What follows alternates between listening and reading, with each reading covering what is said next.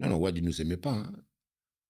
Je vais te raconter une petite anecdote très marrante. Première audience entre Wad et mon père.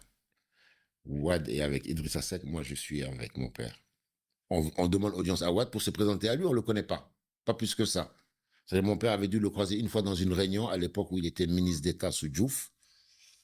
Et là, donc, il est devenu chef de l'État, on va se présenter à lui. Mon père prend la parole, fait son discours habituel qu'on connaît tous par cœur parce que c'est son discours, quoi.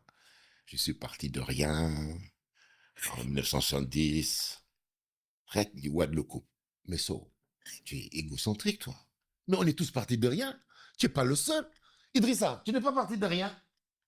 Là, mon père se coince, là. Là, mon père, il n'a pas l'habitude qu'on lui rentre dedans comme ça. Là, je sens que mon père est crispé, coincé, et que ça se passe mal. Et puis mon père continue à son discours quand même. Mhm. D'ailleurs, la CSE, je ne la considère pas comme mon entreprise. C'est un patrimoine national. La preuve qu'on va en Sierra Leone ou en Guinée, on voit des Sénégalais. Il dit, mais moi aussi, Ablaye Wade, je suis un patrimoine national. Tu n'es pas le seul patrimoine national. Moi, Ablaye Wade, je suis un patrimoine national. Donc là, ça commence à faire beaucoup.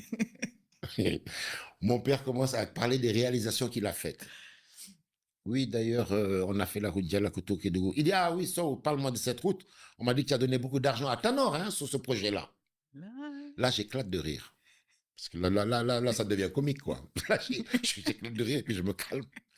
Donc voilà la première audience entre nous et Waouh. Wad. C'était ça. Et ça s'est jamais arrangé par Ça la s'est suite. jamais arrangé. Mon père a dit, ces gars-là, je ne peux pas les gérer. Oumar, Donc c'est là que tu as commencé vraiment à prendre toute ta c'est là place. que j'ai commencé vraiment voilà, à pouvoir m'épanouir.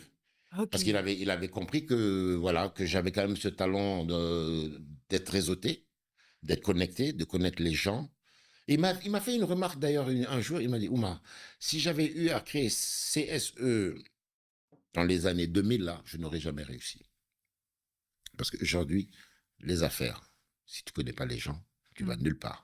Tu Mm. as beau être le plus brillant de la planète, si tu as un tempérament d'ours, là, de quelqu'un qui est dans son coin, qui ne connaît pas les gens, mais tu Mm. iras nulle part. Mm. Et dans les années 70, tu n'avais pas besoin d'avoir du relationnel. Il suffisait d'être sérieux, de travailler et tes dossiers avançaient. Mais le monde a changé. Et ça, il m'a dit qu'il n'aurait jamais pu réussir en Ok. l'an 2000. Et donc aujourd'hui, pour réussir, c'est donc le relationnel.